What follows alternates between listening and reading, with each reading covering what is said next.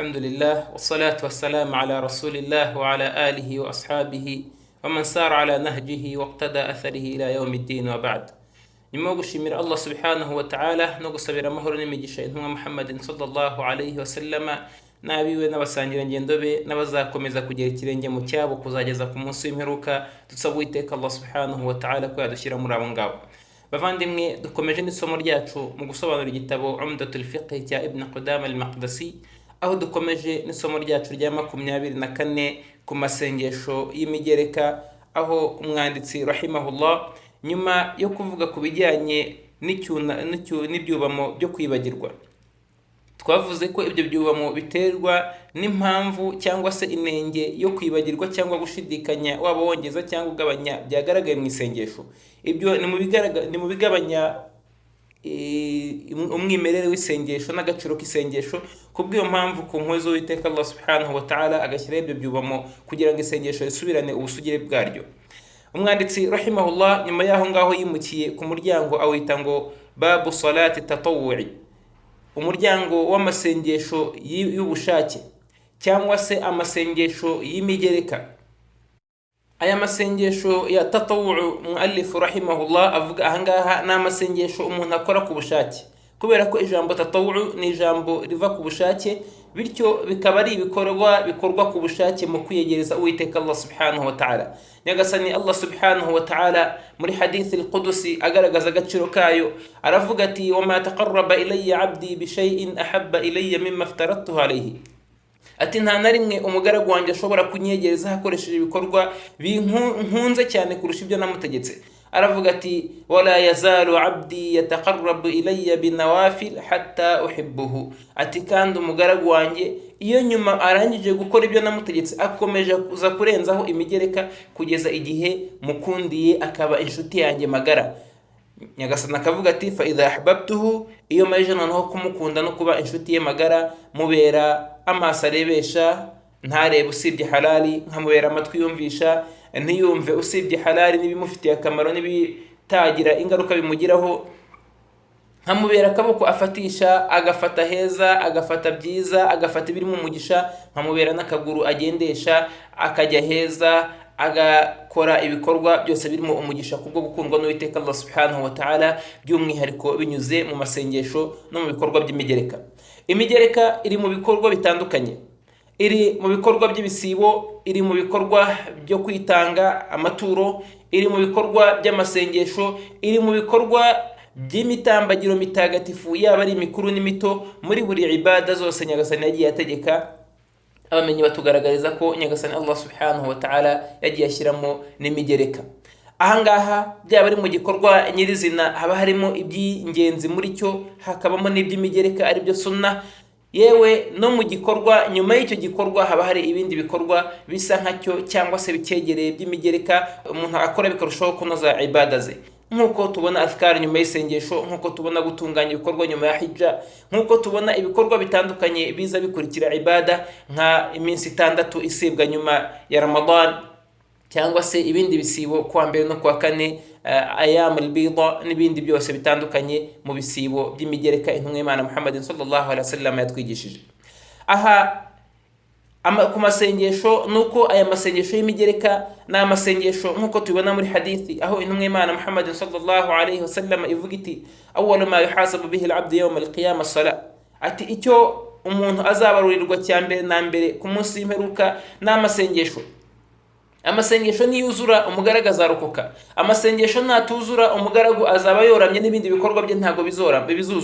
Aha intumwa y'Imana Muhammadin sallallahu alaihi wasallam itubwira ko Nyagasani ku munsi w'imperuka nibamara kubarurira umugaragu bagasanga hari ibibura mu masengesho ye, Nyagasani azababwira ati unzur hal li'abdi minan nawafil, ati nimundebere mu bikorwa by'umugaragu wanjye ese hari amasengesho y'imigereka afitemo kugira ngo yuzurize aya ngaya y'itegeko. Nibasanga arimo buzurize, nibasanga ntayarimo uyu nguyu abe atsinzwe ikigeragezo cy'ibanze, hanyuma bityo abe nta nsinzi afite, wal iyad billah. Dusaba Uwiteka ko yaduha insinzi ku munsi w'imperuka.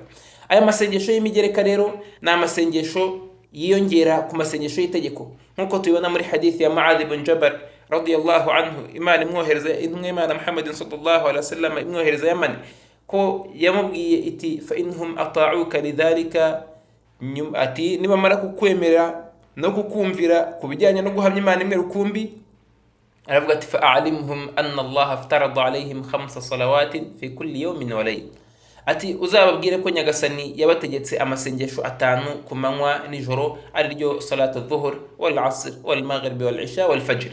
Nyuma y'aya ngaya nta rindi sengesho ry'itegeko rihari, asigaye yose aba ari imigereka, keretse salatul jumu'ah. Isengesho ry'ijuma naryo riza mwanya wa salatu dhuhur kuri rimwe mu magambo y'abamenyi, wallahu ta'ala a'lam.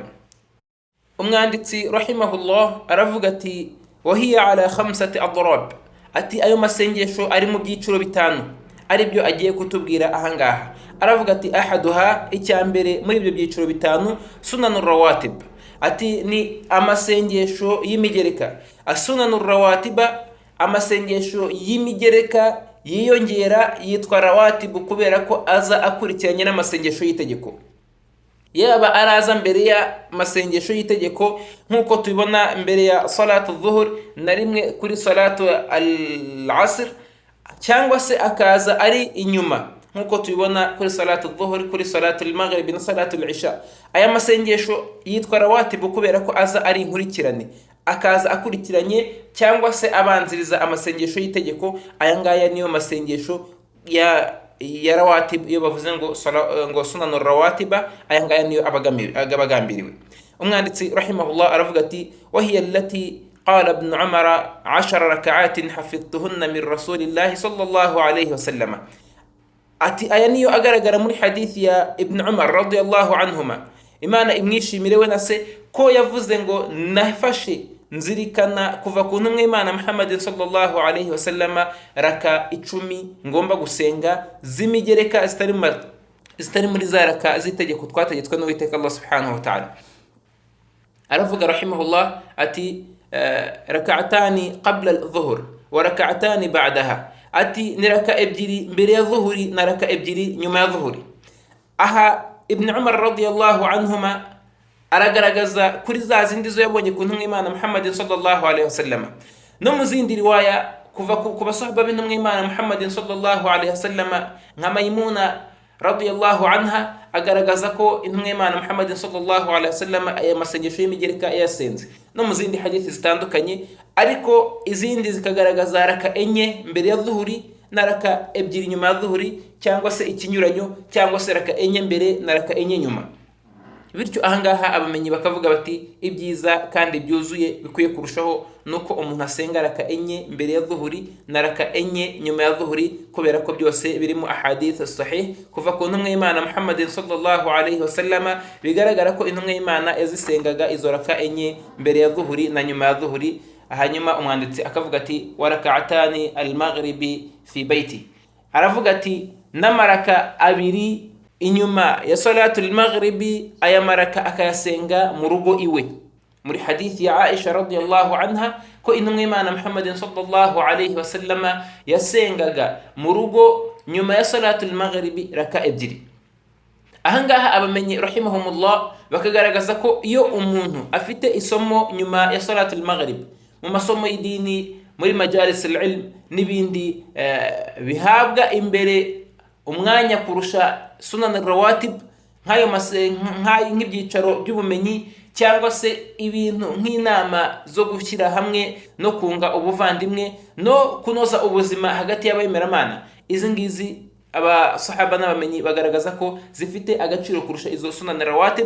Kubw'iyo mpamvu umuntu nyuma y'isengesho hari icyicaro cy'ubumenyi, kwihutira kujya muri halaka no kwihutira kugisanganira igihe nta mwanya uhagije uri hagati yacyo no hagati isengesho, ku buryo umuntu yakoramo ayo masengesho, ibyiza umuntu ahita ajya gukora iyo sengesho. Nkuko nanone intumwa y'Imana Muhammad sallallahu alayhi wasallam yasenze nyuma ya al-asri, Aisha akavuga ati ya Rasulullah, iri sengesho ntabwo nigeze ndikubonana. Aravuga ati nari ndimo kwishyura amasraka 2 nagomba gusenga nyuma ya dhuhuri, kubera ko intumwa y'Imana icyo gihe yari iri kumwe n'umwe mu basahaba irimo kuganira no kumwakira mu bari baje kuyiha bahaga baya intumwa y'Imana Muhammad sallallahu alayhi wasallam. Kubw'iyo mpamvu rero gushyira hamwe no kwiga no kureba ibyagirira abantu akamaro muri rusange bihabwa iya mbere kurusha kuba umuntu yakora ibada ye y'umwihariko, by'umwihariko iyo ari ibada y'umugereka. Aha bityo iyo umuntu aramutse atazisenze izi raka ebyiri za maghribi, ahangaha ashobora kuza kuzisenga nyuma ya salatul isha, kubera ko ari cyo gihe ababoneye cyo kuza kuzisenga. Umwanditsi rahimahullah aravuga ati wa rak'atani ba'da al-isha. Akomeje hadithi ya Ibn Umar radiyallahu anhuma aravuga ati wa rak'atani ba'da al-isha fi baytihi, ati nanone raka ebyiri nyuma ya salatul isha akazisengera mu rugo iwe. Wa rak'atani qabla al-fajr, yarangiza agasenga na raka ebyiri mbere ya salatul fajr. Izi raka ebyiri za mbere ya salatul fajr, izi nizo raka zikunzwe muri raka z'imigereka kurusha izindi zose. Muri hadithi y'Imana Muhammad sallallahu alayhi wasallam aravuga ati rak'atani qabla al-fajr khayrun min ad-dunya wa ma fiha, raka ebyiri mbere ya salat al-fajr ni nziza kurusha isi n'ibirimo byose. Bisobanuye ko izi raka ari nziza cyane. Mu zindi hadithi kuturuka ku bagore b'Imana Muhammad sallallahu alayhi wasallam, aho bavuga ko Imana itigeze izireka, harimo Aisha, harimo Maimuna, Hafsa n'abandi, harimo Aisha, Hafsa n'abandi, ko Imana Muhammad sallallahu alayhi wasallam itigeze ireka iziraka ebyiri za mbere ya al-fajr. Kubw'iyo mpamvu bisubiyemo mu ncamake, ni raka ebyiri mbere ya al-fajr, na raka ebyiri mbere ya dhuhuri, raka ebyiri nyuma ya dhuhuri, raka ebyiri nyuma ya maghribi, na raka ebyiri nyuma ya al-isha. Hanyuma kuri dhuhuri twavuze ko byemeye raka enye mbere na raka enye inyuma, cyangwa se ebyiri mbere enye nyuma ebyiri mbere. Hanyuma abandi bamenyi babona ko na raka ebyiri mbere ya al-asri nazo ntacyo zitwaye, usibye ko hadithi irimo nta ngufu ifite. Kubw'iyo mpamvu ibyiza salatul asri yarekwa, kubera ko hadithi irimo idafite imbaraga, tugakoresha izo zifite imbaraga kurusha izindi. Kuri izi raka ebyiri za al-fajr harimo hadithi ya Hafsa radiyallahu anha, Imana imwishimire, avuga ngo kana idha tala al-fajr adhana al-muadhdhin salla rak'atayn, ko Imana Muhammad sallallahu alayhi wasallam iyo al-fajr yageraga utora adhana, agatora adhana ya al-fajr. Iyi adhana aha twibutse ko ari adhana ya kabiri, iyo igaragaza ko bukeye kandi ko igihe cy'isengesho cyageze, ya yindi ivugwamo as-salatu khairu min an-nawm, nkuko twabibonye mu muryango wa adhana. Aravuga ati iyo Imana Muhammad sallallahu alaihi wasallam yumvaga iyi adhana yasengaga iziraka ebyiri mbere yuko isoka ijya ku musigiti. Muri hadithi ya Aisha radiyallahu anha agaragaza ko iziraka zigomba gusengwa mu buryo bwihuse, kuko agaragaza ko Imana Muhammad sallallahu alaihi wasallam yazihutishaga. Aravuga ati kugeza ubwo nibaza nti hal qara'a bi ummi al-kitab, ese yaba yasomyemo suratul Fatiha, kubera uburyo Imana yazihutishaga. Aha bigaragara rero ko ari sunna ko iziraka cyangwa se izi sunna zisengwa zihutishwa. Ari byiza ko umuntu asenga zihutisha, atari byiza ko umuntu asenga buhoro buhoro. Ni nkuko ngoko sunna za tawafu, raka ebyiri za nyuma ya tawafu, cyangwa se izi rawatibu zindi zitandukanye, Imana yazisengaga yihutisha, na salatu duha n'izindi zitandukanye. Ntago yijyaga izisenga ngo imare iminota 10 cyangwa se 5 cyangwa se 3 ikirimo gusenga izo raka ebyiri, ahubwo yarazisengaga ikazisenga yihutisha. Ari nabyo byuzuye kurusha kuba umuntu yazisenga yitonze cyane kurushaho, kubera ko iyo kwitonda cyane kurushaho biba byiza byari gukorwa n'Imana Muhammadin sallallahu alayhi wasallam. Umwanditsi rahimahullah aravuga ngo wahuma akaduha, ati iziraka ebyiri nizo zifite imbaraga n'ireme nkuko twabivuze kurusha izindi zose twavuze z'imigereka. Aravuga ati wa yustahabbu takhfifu fihima, ati ni byiza ko umuntu azisenga yoroheje nkuko tumeje kubivuga muri hadithi ya Aisha radiyallahu anha. Aravuga ati wa fi'luha fil bayti, no kuzisengera mu rugo, ibi nibyo byiza. Izihe? Izisengerwa mu rugo twabonye muri izi zose twavuze. Iza mbere ni raka ebyiri za ba'da maghribi, hanyuma raka ebyiri za ba'da al-isha, hamwe n'izi raka ebyiri za qabla al-fajr. Ni byiza kuzisengera mu rugo nkuko muallif rahimahullah abigaragaza, nkuko Imana Muhammad sallallahu alaihi wasallam ibigaragaza muri hadithi za Aisha na Hafsa na hadithi Ibn Umar radiyallahu anhuma. Umwanditsi rahimahullah aravuga ati athani, naho imigereka ya kabiri, ubwoko bwa mbere turaburangije, aribwo bujyanye n'amasengesho y'imigereka akurikirana n'amasengesho y'itegeko. Muallif rahimahullah aravuga ati athani, naho ubwa kabiri mu masengesho y'imigereka, aravuga ati alwitru ni isengesho ry'igiharwe. Witru ni isengesho risozereza amasengesho, rikaba ari isengesho rikorwa nyuma y'andi masengesho, aho umugaragu arangije umunsi we amajije gusenga amasengesho yose y'itegeko. Ahangaha nibwo umugaragu ategetswe gusenga witri. Umwanya waryo niho tubona muri hadithi y'Imana Muhammad sallallahu alayhi wa sallama, aho avuga ati inna Allaha zadakumus salat, ati nyagasani Allah subhanahu wa ta'ala yabongeje isengesho. Aravuga ati arishyira hagati ya salatul isha na salatul fajr, arishyira hagati ya salatul isha na salatul fajr. Iyi hadithi ya Ahmad wa Tahawi ni hadithi sahih igaragaza ko witri ari isengesho ry'Imana yaduhayemo nk'impano, hanyuma ikarishyira hagati ya al-isha na al-fajr. Ikibazo kikaza kiti ese rikorwa ryari? Igihe cyaryo ni igihe cya nyuma ya salatul al-isha na nyuma ya isengesho rya salatul isha. Iyo avuze ngo ba'da salatul isha, ahangaha bahakubiyemo nyuma y'igihe cya salatul isha yewe na nyuma y'isengesho rya salatul isha. Ibi byombi kubivuga bifite icyo bisobanuye. Icyambere, iyo tuvuze ngo inyuma y'igihe cya salatul isha, bisobanuye ko isengesho rya witri bitemewe ko rikorwa mbere ya salatul isha. Hanyuma twavuga ngo nyuma y'isengesho rya salatul isha, bikaba bisobanuye ko witri itemewe ko umuntu yarikora mbere yuko asenga salatul isha. Urugero kugira ngo byumvikane, umuntu aramutse ari safari agafatanya maghribi na al-isha ku gihe cy'isengesho rya maghribi, ntabwo byemeye ko ahita asenga witri mbere yuko isaha za salatul isha zigera. Iyo zitari zagera, igihe cya witri ntabwo cyari cyagera. Urwo ni urugero rwa mbere rwa wa wundi rwo kuvuga ko igomba gusengwa nyuma ya al-isha na nyuma y'igihe. Hanyuma icya kabiri, kuyisenga nyuma ya salatul isha, umuntu aramutse akereje gusenga salatul isha mathalan, akaba yacitswe na jamaa, akavuga ati wenda ndibuze kurisenga ninjoro nka saa sita z'ijoro n'urugero. Hanyuma ahangaha mbere yuko asenga iyi salatul isha, ntabwo yemerewe kuba yabasenze salatul witr hanyuma ngo aze gusenga salatul isha ahita aryama, ahubwo ni itegeko ko byose abikora nyuma yuko igihe cyageze na nyuma yuko isengesho rya isha ryakozwe. Aha muallif rahimahullah nawe aravuga ngo wa waqtuhu ma bayna al-isha wal fajr, kuri hadithi twavuze y'Imana Muhammad sallallahu alayhi wa sallam. Arangije aravuga ngo wa aqalluhu rak'atun, raka nke zigize ni raka imwe, raka nkeya zigize iri sengesho ni raka imwe. Raka imwe nkuko bigaragara muri hadithi ya Ali ibn Abi Talib na Uthman ibn Affan n'abandi benshi mu sahaba ko basengaga raka imwe nka witri. Nanone muri hadithi y'Imana Muhammad sallallahu alayhi wa sallam, aho ivuga ngo salatul layl mathna mathna fa idha khashiya ahadukum as-subha falyutir biwahida falyusalli biwahida tu'tir lahu ma qad salla. Ati isengesho ry'ijoro ni iraka ebyiri. Abamenyi bakavuga bati ntago ari itegeko ko ziba ebyiri gusa, ahubwo ni izigabanyika. Yasenga enye, esheshatu, umunani uko ashoboye, kugeza igihe ari bwumve ko arushye cyangwa se agakeka ko al-fajr igiye kwinjira, nkuko biri muri nasu ya hadith fa idha khashiya ahadukum as-subha.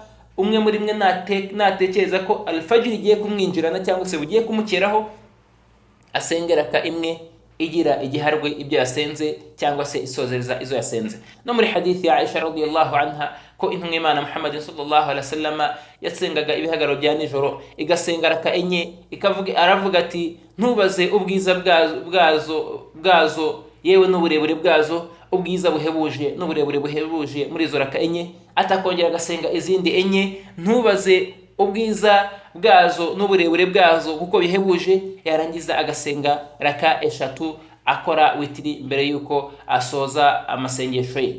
Aha bisobanuye ko rero witri inke ni raka imwe nkuko twabibonye muri hadith mathna. Hanyuma zishobora kuba eshatu, eshanu, zirindwi, 9, 11. Kubijyanye na witri kuri 11, ahangaha niho bigaragara ko Imana Muhammad sallallahu alaihi wasallam yagarukiye kubijyanye n'amasengesho ya witri. Iyo ari busenge andi masengesho atari witri, nko kuba yaba afite gahunda yo gusenga ijoro ryose, ahangaha nta mubare w'itegeko asabwa, ahubwo arasenga kugeza igihe yumva ko agiye kurangiriza amasengesho ye, akabona gushyiraho witiri kugira ngo asozereze amasengesho ye. Witiri ye niyo itegetswe kuba cyangwa se isabwa kuba itarenze raka 11, ariko aramutse anazirengeje abamenyi batugaragariza ko nta kibazo, ariko atari byo byiza, kubera ko muri hadithi zitandukanye intumwa y'Imana yasengaga witiri raka 11, muri hadithi ya Aisha igasenga raka 9, muri hadithi ya Hafsa igasenga raka 7, 5, 3 muri hadithi ya Ibn Umar, na hadithi zitandukanye kuva ku ntumwa y'Imana Muhammad sallallahu alaihi wasallam ikanasenga imwe muri hadithi ya Qatada n'izindi zitandukanye. Ahangaha intumwa y'Imana Muhammad sallallahu alaihi wasallam rero no kutwigisha ko byose byemewe, ubishoboye gusenga imwe usenge imwe. Ariko muri hadithi yindi igaragaza ko intumwa y'Imana yasengaga raka imwe iyo yabaga iri ku isafari, hanyuma yaba itari ku isafari inkeya zikaba 3. Ariko bitabujijwe ko umuntu utari ku isafari nawe yasenga raka imwe, nka wa wundi ukiri mushyashya mu kugaragira Imana no gusenga ibihagararo bya nijoro cyangwa se gusenga witiri, ko yatangira kwimenyereza asenga raka imwe, kubera ko iri sengesho ni masengesho akomeye cyane. Intumwa y'Imana Muhammad sallallahu alaihi wasallam ikavuga iti awtiri ya ahli alquran, yemwe basomyi ba Qur'ani musenge witiri. Nta musomyi wa Qur'an udakwiye gusenga witiri, nta n'umunyeshuri wiga ushaka ubumenyi udakwiye gusenga witiri, yewe mu muryango mugari nta n'umuyisilamu udakwiye gusenga witiri. Senga raka imwe cyangwa se 3 cyangwa 5 cyangwa 7 bitewe nuko ushoboye, ariko uramenye ntusenge udasenze witiri, kubera ko witiri ni nk'umuryango ufunga amasengesho yose wafunze wasenze kuri wa munsi wawe. Bityo nyagasani Allah subhanahu wa ta'ala akazamura icyo twakita nk'isanduku y'amasengesho yawe ifunze kurusha uko yayizamura idafunze irangaye. Ahangaha rero iyo umuntu gerageza gukora ibada cyangwa se niyo yaba atagerageza, azirikane ko iyi witiri ari isengesho ry'agaciro cyane, bityo adakwiye kuba yaritakaza hatabayeho impamvu. Iyi salatu witr iyo umuntu yaryibagiwe ashobora no kuryishyura. Aryishyura ryari? Abamenyi batugaragaza ko aryishyura nyuma y'uko izuba rirashe mu gitondo, akaryishyura ari raka 2. Niba yasengaga imwe ayishyura raka 2, niba yasengaga 3 arizo zari umuco we, icyo gihe yishyura 4. Niba yasengaga raka 5 ari wari umuco we asenga 6, ni ukuvuga ngo yishyura ya witiri, hanyuma kuri wa muco yari afite waraka ahangaha akazisengaho atari igiharwe, ahubwo akazisenga ari shafi cyangwa se ari izigabanyika kabiri, kubera ko agiye kwishyura. Abandi bakabona ko ashobora kuzishyura nyuma ya salatul fajr, abakimara gusara salatul fajr, ariko ibyiza kurushaho no kuva muri khilafa hagati y'abamenyi nuko yazisenga izuba rimajije kurasa.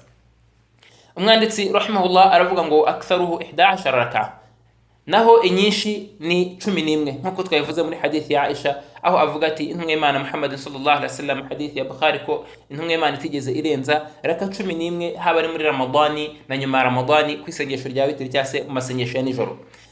Umwanditsi rahimahullah aravuga ngo wa adna al-kamal 3, aravuga ati naho izuzuye cyangwa se inziza kurushaho, inke cyane mu nziza kurushaho ni 3. Bisobanuye ngo imwe ntago ari nziza, inziza kurushaho inke zazo ni 3.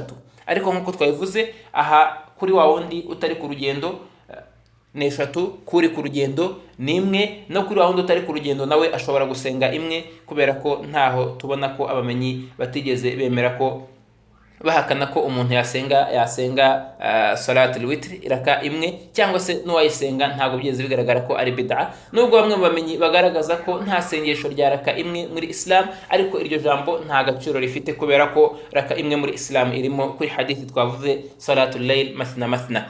Intumwa y'Imana Muhammad sallallahu alaihi wasallam yasenze 1, n'abasahaba basenga 1, n'abakurikiye intumwa y'Imana n'abakurikiye abasahaba basenga intumwa y'Israka 1 kugeza n'uyu munsi. Kubw'iyo mpamvu ntago ari kuri ware wese kuba yavuga ko nta siraka 1 iri mu isengesho. Ikindi nuko iyo asalamu itowe isengesho rirangiye, bityo kuba zaba 3 ukavuga ko izo 2 zifatanye na yindi 1 kandi hagati yazo hari salam, kandi twarasomye hadithi ivuga ko isengesho rifungurwa na takbiratul ihram rigasozwa na salam, aho ngaho waba wirengagije cyane ugakabya. Umwanditsi rahimahullah aravuga ngo wayaqnutu fi athalithati ba'da ar-ruku', aravuga ati agasoma idua iyo abishatse kuri raka ya 3 nyuma yo kuva muri ruku'.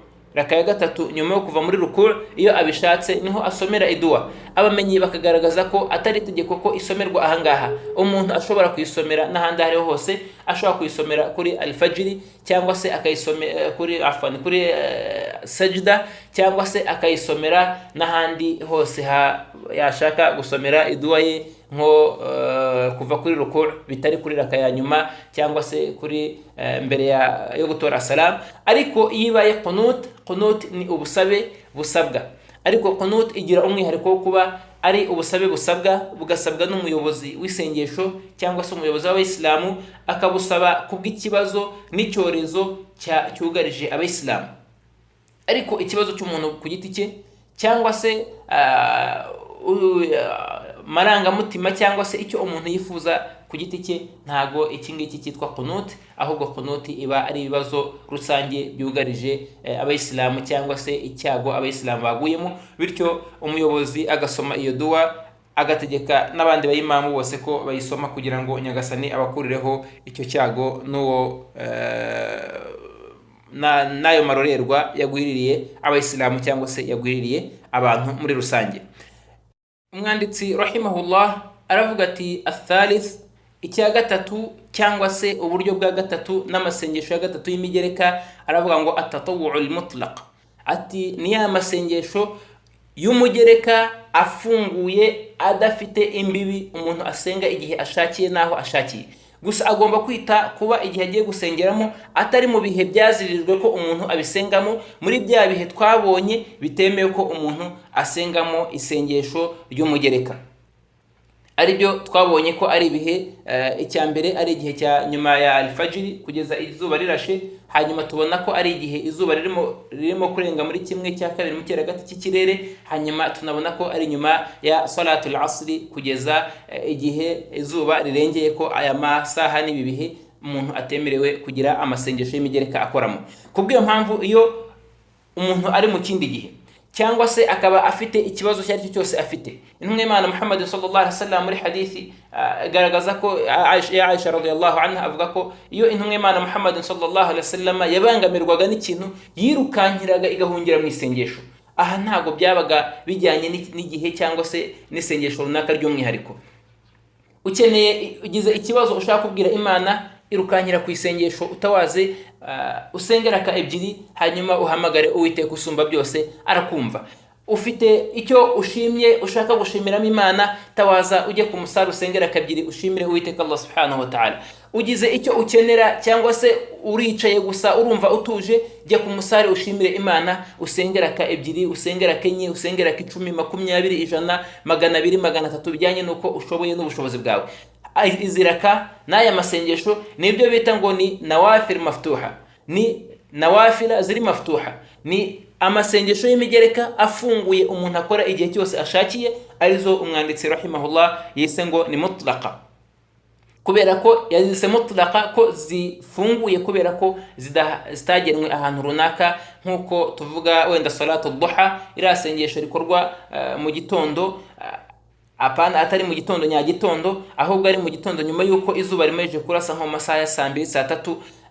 Iryo ni isengesho ry'umwihariko, ntago ari witiri twavuze iyi ngiyi isengwa muri kiriya gihe runaka, ntago ari ya masengesho ya mbere y'isengesho ry'itegeko cyangwa se nyuma y'isengesho ry'itegeko, ahubwo ni amasengesho afunguye umuntu akora igihe icyo ari cyo cyose, yishimye, ababaye, ashimira, asaba, agira ngo ashimishe Uwiteka Allah subhanahu wa ta'ala uko yabishaka uko ariko kose.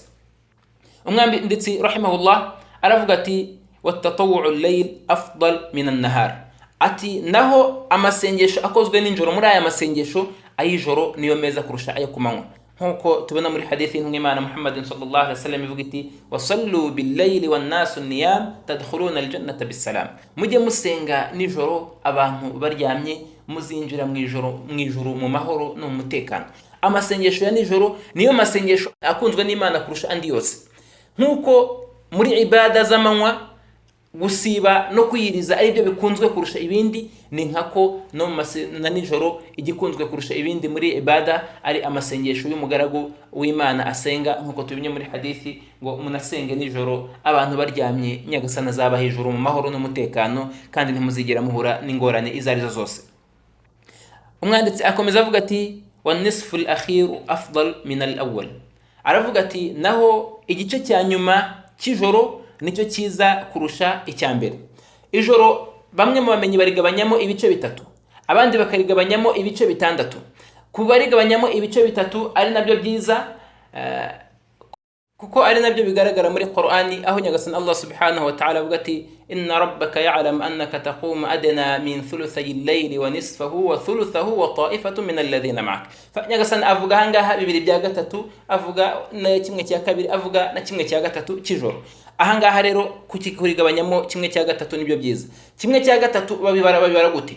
Bahera igihe izuba ryarengeye kuri salatul maghrib, hariya nibwo ijoro riba ritangiye, kugeza igihe umuseke wa kabiri uri butangire kuri adhana ya kabiri kuri salatul fajr. Aya masaha arimo ahangaha, turamutse urugero dusanze harimo amasaha 9, ubwo kimwe cya gatatu cya mbere ni amasaha 3 ya mbere, icya gatatu cya kabiri ni amasaha 3 ya kabiri, hanyuma amasaha 3 ya gatatu akaba ariyo kimwe cya gatatu gisoza cy'ijoro. Iyo umuntu agiye gusenga isengesho ry'ijoro rero yita kuba isengesho rye ribuze kwinjira muri kino kimwe cya gatatu cya nyuma gisoza, kubera ko ari cyo kigaragara muri hadithi nyinshi ko intumwa y'Imana Muhammad sallallahu alaihi wasallam yagitonesheje kurusha ibindi bice n'andi masaha y'ijoro. Arangije akomeza rahimahullah avuga ati wa salatul layli mathna mathna, naho isengesho rya nijoro ni raka ebyiri cyangwa se enye eshatu izigabanyika by'umwihariko, bityo zikaza gusozerezwa n'igiharwe. Arangije rahimahullah aravuga ati wa salatul qa'idi ala nisfi min salatil qa'im, naho isengesho ry'uwicaye ry'umugereka, tuvuge ko byemewe kandi biranemewe ko umuntu yasenga umugereka adategetswe guhagarara, usibye ko iyo ahagaze aribwo abona ibihembo byuzuye. Umwanditsi aravuga ngo naho isengesho ry'uwicaye ry'umugereka ni kimwe cya kabiri cy'uwasenze ahagaze, nkuko intumwa y'Imana bitugaragariza muri hadithi ko isengesho ry'uhagaze rikubye kabiri ry'uwicaye. Uyu ntago ari wa wundi urwaye, kubera ko urwaye intumwa y'Imana tugaragariza mu zindi hadithi ko iyo umugaragu idha marida al-abdu aw safara, iyo umugaragu arwaye cyangwa se agiye ku isafari, intumwa y'Imana Muhammad sallallahu alaihi wasallam iravuga iti kutiba lahu ma kana ya'maluhu sahihan muqiman, nyagasani amwandikira nk'ibyo yakoraga atararwara kandi nk'ibyo yakoraga atarajya ku rugendo. Bityo ugiye ku rugendo cyangwa se urwaye, abangabo amasengesho yabo yuzuye, kabone nubwo basenga bicaye, ndavuga urwaye kubijyanye no kwicara. Naho utarwaye agasenga yicaye, uyu nguyu niwe nyagasani Allah subhanahu wa ta'ala amuha kimwe cya kabiri cy'imigisha yo wasenze ahagaze muri ya masengesho y'imigereka. Naho ku masengesho y'itegeko twongere tuvuge ko uwicaye ashoboye guhagarara, uyu nta sengesho afite, kubera ko guhagarara ni inkingi mu nkingi zigize isengesho. Ntago umuntu ashobora gutakaza inkingi, usibye igihe gusa ashobora kuba afite dalili ibigaragaza, kandi nta dalili igaragaza kwicara ku muntu ufite ubushobozi bwo guhagarara mu masengesho y'itegeko. Rahimahullah aravuga ngo ar-rabi'u, naho icyiciro cya kane mu masengesho y'imigereka, aravuga ati ma tusannu lahu al-jama'a, ni ya yandi ari imigenzo y'intumwa y'Imana Muhammad sallallahu alaihi wasallam ko akorerwa mu mbaga. Aravuga ati wahiya thalathatu anwa', aravuga ati ayo masengesho ari mu bice bitatu. Igice cya mbere rahimahullah aravuga ati ahaduha at-tarawih, aravuga ati igice cya mbere ni amasengesho ya tarawih, amasengesho yo kuruhuka. Yitwa tarawih kubera ko iyo basengaga raka ebyiri bakaruhuka, cyangwa se raka enye bakaruhuka, kubera ko intumwa y'Imana Muhammad sallallahu alaihi wasallam iyo yasengaga aya masengesho n'abasahabe bayasengaga basomaga byinshi cyane muri Qur'an, kugeza ubwo bigaragara ko intumwa y'Imana Muhammad sallallahu alaihi wasallam ko yatoraga takbira agafungura isengesho rye akarifunguza suratul Baqara, yarangiza agashyiraho surat Ali Imran. Aya masura yombi arakabakaba hafi mu majuzu 5, na amasura maremare cyane. Iyo intumwa y'Imana Muhammad sallallahu alaihi wasallam yafunguraga amasengesho yayo, rimwe na rimwe yasomaga muri raka imwe gusa aya amasura yose.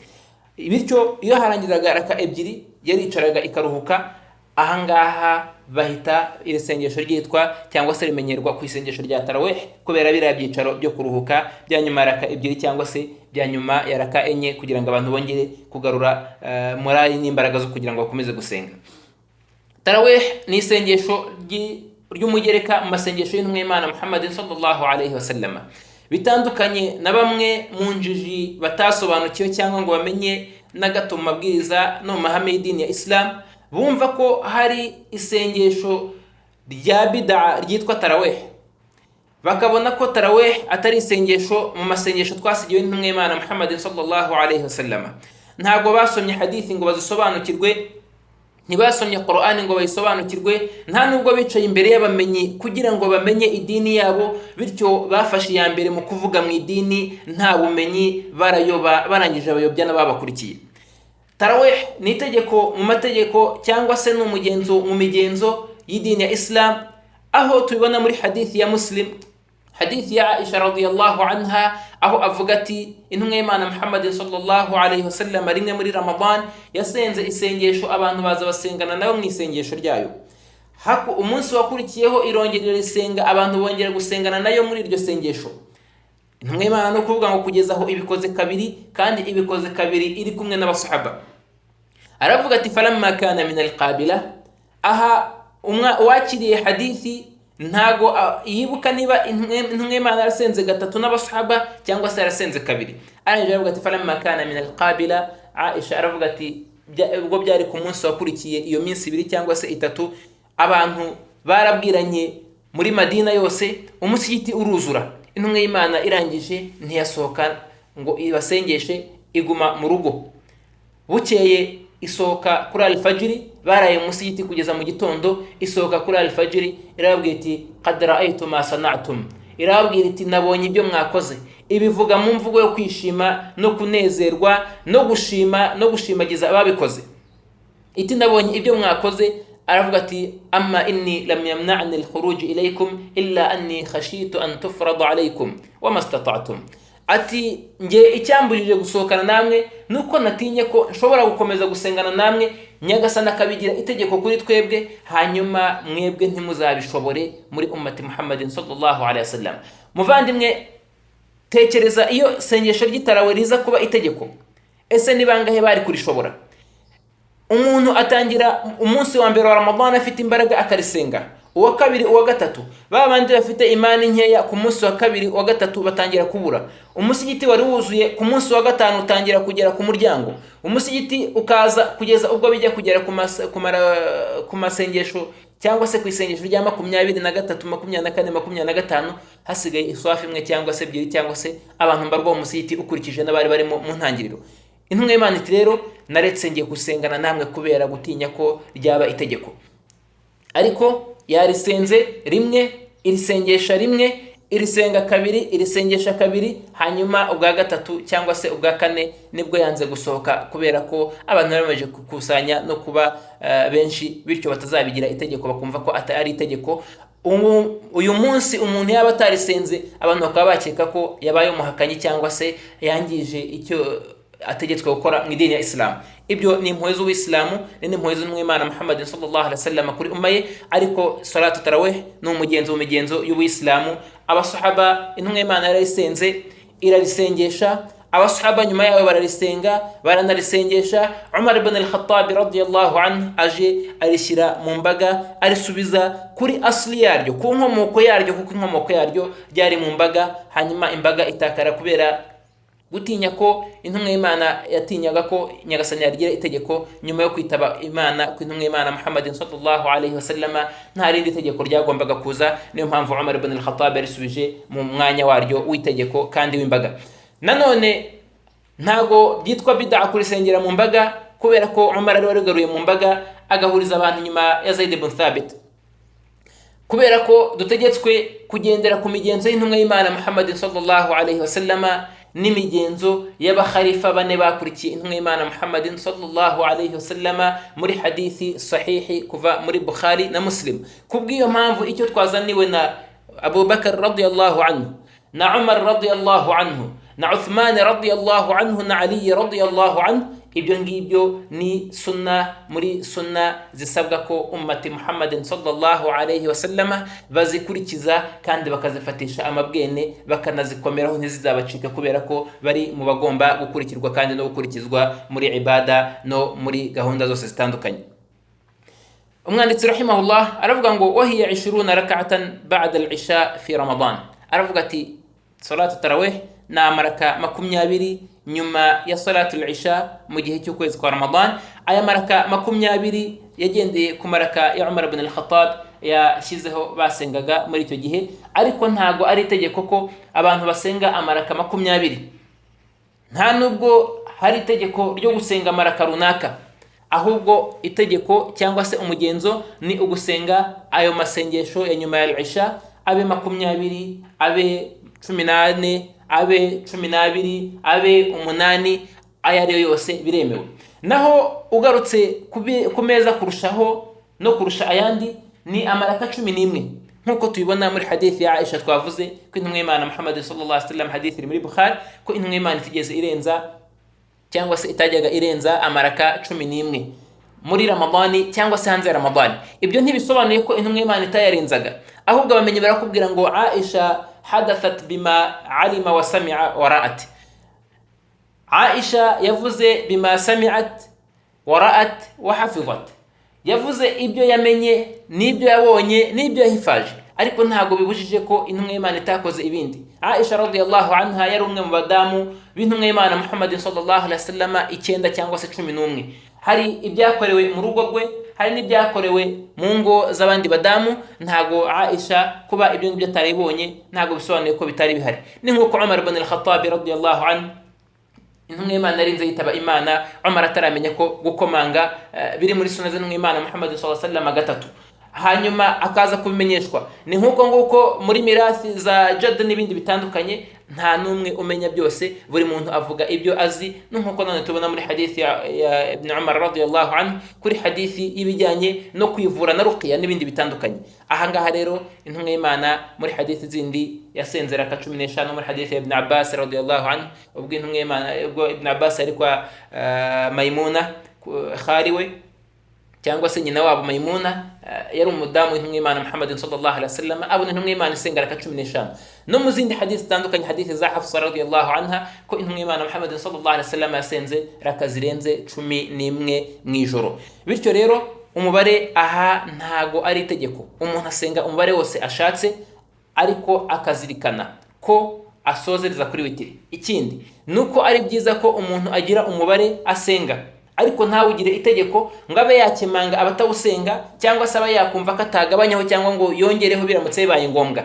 Ariko kugira umubare runaka uzwi usenga ugumaho, ibi ni byiza, ni nabyo sunna y'intumwa y'Imana Muhammad sallallahu alaihi wasallam. Bibaye ari 11 fa huwa afdal 'inda al-ulama. Abamenyi bose bemeza ko zibaye 11 byagiza kurushaho, ariko izindi zari zose zaba 15, 20, 22 n'izindi zari zose washaka, ugize umubare ugumaho bari byiza. Muri hadithi y'intumwa y'Imana Muhammad sallallahu alaihi wasallam yabajijwe igikorwa cyiza, iravuga ati makana dima, no muri riwaya adwamuha, aravuga ati cya kindi gihozeho na cya kindi cyitaweho kikagumaho. Umwanditsi rahimahullah aravuga ati athani, aravuga ati igice cya kabiri muri ya masengesho akorwa mu mbaga, aravuga ati salatul kusuf, ni isengesho ry'ubwira kabiri. Aravuga ati fa idha khasafat ash-shams aw al-qamar fazi'a an-nas ila as-salah. Iyo ubwira kabiri bwaje, ubwo kumanywa nibwo bwira kabiri bw'izuba, ubwa nijoro n'ubw'ukwezi. Aha bamwe bamenye batandukanya ubw'amanywa bakabwita kusuf, ubw'ijoro bakabwita khusuf bil kha, ariko byose ni bihurira kuri ryo jwi cyase kuri iyo ntero yo kuba ukwezi n'izuba bihurira mu mirongo, bityo kimwe kigatangira urumuri rw'ikindi, cyangwa se kimwe kikagaragarira mu kindi. Ibi bikitwa ubwira kabiri. Hanyuma iyo ibi byabaye, intumwa y'Imana Muhammad sallallahu alaihi wasallam yajyaga ihita igana ku masengesho. Kandi ahangaha nkuko muallif rahimahullah aravuga ngo fazi'a an-nas ila as-salah, abantu bahungira mu masengesho. Ibi nuko ari sunna ko iyo ibi ngibi bije abantu bagomba kugira ubwoba, bitandukanye na babandi bafite imani nkeya, cyangwa se batazi amabwiriza y'Uwiteka Allah subhanahu wa ta'ala, cyangwa se badasobanukiwe idini y'Uwiteka, ko hashobora gukubita nk'inkuba abantu bakagira ubwoba, bakababwira bati muhumure. Cyangwa se ubwira kabiri bwaza abantu bagira ubwoba bati muhumure, ibi ni ibisanzwe. haza ikindi kimenyetso nk'umutingito uwo ari wo wose, umutingito cyangwa imiyaga ikomeye n'ibindi bye byose, bakabuza abantu kugira ubwoba, ahangaha bamenye ko abangaba barimo kurengera amabwiriza y'Uwiteka Allah subhanahu wa ta'ala. Nyagasani Allah tabaraka wa ta'ala aravuga ati wama nursil bil ayati illa takhwifan, ntago twohereza ibyo bimenyetso by'Uwiteka, byaba ari ubwira kabiri, byaba ari imitingito, byaba ari inkubi z'umuyaga, byaba ari imyuzure n'ibindi bitandukanye bitera ubwoba umuntu, illa takhwifan. Nyagasani Allah subhanahu wa ta'ala no kugira ngo atere ubwoba abantu bibuke Imana, bibuke kwibombarika ku Mana, bagarukire Imana, bagira ubwoba, batakambira Uwiteka Allah subhanahu wa ta'ala. Nyagasani Allah subhanahu wa ta'ala bakuremo bya bindi, anababarire ibyaha byabo kubwo kugira igihunga no kugira ubwoba no kugarukira Uwiteka Allah subhanahu wa ta'ala. Umutima wose uri maso utarwaye, iyo ubonye ibyo bimenyetso ugomba kugira ubwoba. Umutima wose utarwaye, udafite uburyarya, iyo ubonye ibyo bimenyetso wibuka ko hari umuremyi wawo, kandi hari n'uhagarariye iyo si n'ijuru, kandi hari n'uyoboye ibingibi, bitandukanye na babandi bavuga ko ibintu byikora cyangwa se ibintu ari uruhererekane rwikora. Iyo ari uruhererekane rwikora ntago uyu munsi byajya bihinduka, ahubwo byari kuba bifite inzira imwe idahinduka bigenderaho. Ariko kuba iyo nzira ntayihari imwe idahinduka, rimwe na rimwe bishobora guhinduka, nibigaragaza ko hari ubikoresha, uwo nguwo aba yigaragaza muri biriya bikorwa bye bitandukanye. Niyo mpamvu intumwa y'Imana Muhammad sallallahu alaihi wasallam iyo yabonaga imiyaga ihuha yagiraga ubwoba, yabona igicu cy'imvura kije, intumwa y'Imana ikagira ubwoba, paka kugeza ubwo uburanga bwawo buhindutse umutuku. Bamaze bati nibite ya Rasulullah, akababwira ati mfite ubwoba ko iki gicu tubona ko kigiye kuzana imvura ishobora kuza ari nka ya mvura ya Nowa, Imana iturinde. Ahangaha nuko iyo ibimenyetso bije abantu bagomba kugira ubwoba, kandi bakumva ko ibintu byacitse, bakagira n'igihunga mu mitima yabo, bakicuza, bakibombarika ku Mana, bakagaruka ku Mana, bakerekeza mu masengesho, akaba ariho bahungira kugira ngo bagaragire kandi bagandukire Uwiteka Allah subhanahu wa ta'ala. Umwanditsi rahimahullah aravuga ati in ahabbu jama'atan aw ahabbu furada, iyo bashatse basenga buri muntu ukwe cyangwa se bagasengera mu mbaga. Aravuga ngo fayukabbir, iyo ugiye kuyisenga, waba ugiye kuyisengesha cyangwa ugiye kuyisenga wenyine, tukabbir, utora takbiratul ihram, Allahu akbar. Aravuga ati wayaqra'u al-fatihata wa suratan tawilatan, aravuga ati agasoma suratul fatiha, yangiza agasoma n'isura ndende nyuma ya suratul fatiha. Thumma yarka'u ruku'an tawila, yarangiza akajya ruku, agakora ruku ndende, akunama icyunamo kirekire. Thumma yarfa', yarangiza akava ruku, ويقرأ الفاتحة, أقسم سورة الفاتحة وسورة طويلة دون التي قبلها, yarangiza agasoma n'isura ndende ariko iri munsi ya yindi yasomye kuri cya gice cya mbere. Aravuga ngo thumma yarqa fayutilu duna alladhi qabla, yarangiza akongera akajya ruku, akayigira ndende ariko ikaba ari munsi ya yindi yakoze bwa mbere. Thumma yarfa, yarangiza agahaguruka. Thumma yasjudu sajdatayn tawilatayn, yarangiza akubama ibyubamo bibiri birebire. Thumma yaqumu fayaf'alu mithla dhalika, yarangiza agahaguruka akongera akabikora nka kwa kundi. Fayakunu 4 rak'atin wa 4 sajadatin, bityo akaba asenze raka enye muri sujida enye, mu gihe ubusanzwe raka enye zigendana na sujida zingahe? 8, kubera ko muri buri raka ubusanzwe habamo sujida ebyiri. Ndayisubiramo mu ncamake. Atora takbiratul ihram, Allahu akbar, agasoma suratul fatiha n'isura ndende, yarangiza akajya ruku, yajya ruku agakora ruku ndende. Iyo avuyeyo sami Allahu liman hamida, ntago igikurikira ruku kujya sujida, ahubwo arongera agasoma suratul fatiha, akongera agashyiraho indi sura ndende ariko iri munsi ya yindi yasomye ku gice cya mbere. Yarangiza akabona kujya ruku, yava ruku akajya sujida, yamara kuva sujida ruku ya kabiri nayo iba ndende ariko ikaba iri munsi ya yindi ya mbere. Yajya na sujida agakora sujida ebyiri zisanzwe ariko ndende, yarangiza akongera agahaguruka agakora raka ya kabiri nkuko yakoze iyo raka ya mbere. Iryo ni ryo sengesho umuntu asenga abwira kabiri. Isengesho ritandukana mu burebure bitewe n'igihe ubwira kabiri buri buze kumara. Iyo bumaze umwanya muremure arasenga, intumwa y'Imana yavuga ati wasallu hatta yanjaliya, mujye musenga kugeza igihe bitandukaniye umucyo cyangwa se ibyo bimenyetso biri kugaragara bikarinda bivaho. Iyo bitinze isengesho riba rirerire kurushaho, iyo byihuse umuntu ashobora kugira isengesho rye rigufi kubera ko yasenga kugira ngo bigende kandi bikaba byagiye.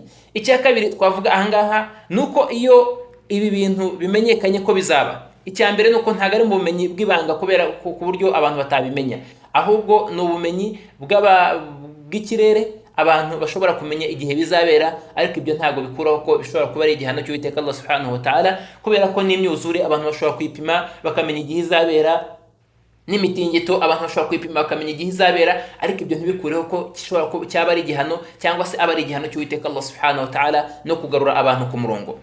Icyo ni icyambere. Icya kabiri nuko iyo ibipimo bigaragaje ko bizaba ariko ahantu runaka ntibabibone n'amaso, ahangaha abangaba ntago bategetswe gusenga ubwira kabiri cyangwa se ayo masengesho kubera ko batayabonye n'amaso. Ntago tugendera ku bipimo, ahubwo tugendera ku byo twabonye kubera ko Nyagasani Allah subhanahu wa ta'ala abitwereka. Umwanditsi rahimahullah aravuga ati athalithu al-istisqa, iya gatatu mu masengesho y'imbaga akorwa mu masengesho y'imigereka, aravuga ati ni al-istisqa, ni isengesho ryo gusaba imvura. Tukaba twasozeza ahangaha, hanyuma ubutaha mu isomo ry'ubutaha akaba ariho tuzahera tuvuga kuri iri sengesho rya istisqa, tunakomeza n'andi masengesho y'imigereka ari nyuma yaho ngaho, dusaba Uwiteka Allah subhanahu wa ta'ala ko yabishyira ku minzani yacu y'ibyiza kandi akaduha kujijuka no gusobanukirwa amabwiriza y'Uwiteka Allah subhanahu wa ta'ala, kandi akanaduha kuba muri babandi bakora ibyitegeko bakongeraho imigereka, ibyo byose bakabikora bashimisha Uwiteka, ntawe bereka nta n'uwo bumvisha, ahubwo bizeye kuzahura n'Uwiteka Allah subhanahu wa ta'ala. Wa akhir da'wana alhamdulillahi rabbil alamin, subhanaka allahumma bihamdika nashhadu an la ilaha illa anta nastaghfiruka wa natubu ilaik. Mwari kumwe n'umuvandimwe wanyu Niyitanga Jamidu.